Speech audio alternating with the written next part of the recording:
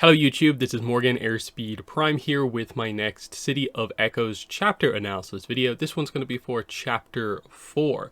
Just before I start, I will mention that I do have YouTube channel membership enabled on the channel, also Patreon. If you would like early access to certain videos in this chapter analysis series, if you come in at the $5 tier on either platform, you will gain access to those early release videos. But let's jump in here. So chapter 4 is an interesting one in that, like, where we ended off the last chapter, of course, it was kind of nighttime. Susu knocks at Jin's door. She wants to talk. And so this chapter is about the two kind of best friends, effectively kind of sisters, having this conversation on top of like the apartment block kind of buildings here. And we cover a few interesting things, including the first mention of the Avatar, pretty much in the book. But then we get to them talking about their dreams as we kind of end on this happy note. But interestingly, it's kind of tragically ironic because of what's about to happen in effectively the next chapter.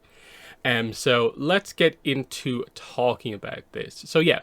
Susu has arrived here. She has some cabbage buns, which she got from Young Crow. We get some details here about, like, Young Crow took over from Old Crow, and actually Young Crow's buns are better, is Susu and Jin's opinion on this. Susu also brings some kind of leftovers from the bakery to, rejects from the bakery to Jin as well. Tiger seal rolls. So that's pretty interesting. They just get to talking here, and then this is where Susu kind of brings Jin up to speed with some of the rumors that are happening. Did you hear what Mina heard from Lady Hao's house? The Avatar is in the city. And you see from Jin's perspective, like, what her kind of initial opinions are, kind of thinking about the Avatar. I ponder this. They don't speak much about the Avatar in Ba Sing Se. Back in Da Ying, the Avatar is revered as the connection between this realm and the spirit world, because the spirits are still sighted in the old trees that border the town. They believe there is still hope the Avatar will restore peace between the four nations once again. Here in the city, people are more concerned with the day-to-day. The people they are to see, the gossip about the families of the upper ring, or whether there's a suspected sweep coming from the city guards. Rumors about the Avatar started to appear earlier this year. I didn't pay them any mind. There have always been rumors about the Avatar. Most of them have been fake. And she even mentions, like, the slaughter of the air nomads. Like, is it even, like, real or possible? And yeah, they get to hearing some of the rumors. They gave him a residence down the street from Lady Hao. He's young. He looks like a kid. And we get this very interesting detail about kind of Susu and her family. Susu's excitement is clear. Her family's point of pride is that Susu's great-grandparents once shook the hand of Avatar Roku when he passed through Ba Sing Se during one of his delegation visits. That's just a fun detail. You don't get too many of these on, like, the Avatars in this book. Like, Kyoshi is referenced, I think, once or twice as we'll go through this, but, like, nothing quite in this kind of sense here, where it's like, oh, Susu's great-grandparents actually shook Avatar Roku's hand. That's interesting. And then, yeah, Jin's like, wait, he's young? How does that make any sense? Because, like, the Avatar's been missing for, like, 100 years. But, yeah, they then bring up the question, do you think he'll visit the lower ring? And Susu goes, doubt it. They'll probably whisk him away before anyone can talk to him. So, in their mind, it's like, the Avatar's not going to deal with the lower ring. Like, that's high up business, which gets them to talking about sort of, you know, dreams for the future. Like, can they advance their position in a way within the city? And they talk about, like, parties and getting a dress, going to all these kind of fancy parties. We do address the idea that Susu is kind of more into that sort of things, like thinking about the being like one of the upper ring kind of women and stuff like that, go to these parties, whereas Jin is kind of more like, I'd be happy to just go to, like, restaurants in, like, the middle ring type thing. So there's a fun kind of, like, contrast between the two of, like, Jin is a little bit more grounded, whereas, like, as we've seen already, Susu does sort of kind of dream for a little bit more. But yeah, they get to talking here, you know, you know, will go to parties. A roasted duck party, is there even a thing? They really get into it, and they're like, oh, the Earth King will make an announcement. He's going to be there. He'll make an announcement. And Jin is like, he's going to give each of us a wish. What would you use a wish for? And it's very interesting what happens here is because it's a wish. It's a complete kind of theoretical. They could say anything here.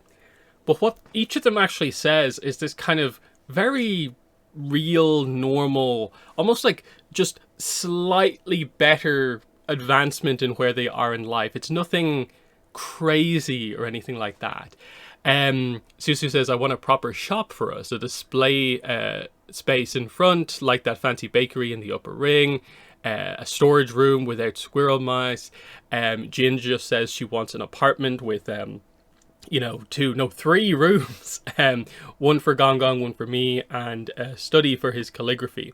Susu says she wants an apartment too. They could be like neighbors, and there'll be rooms for like everyone. There'll be an upstairs, and it's like, this is not super crazy, but it just speaks to what their reality is in the lower ring. They're getting by, but they dream of just like a little bit more stability, and it's kind of almost sad that the dream ambition is not more than this, but it speaks to, I suppose, their characters, which is interesting.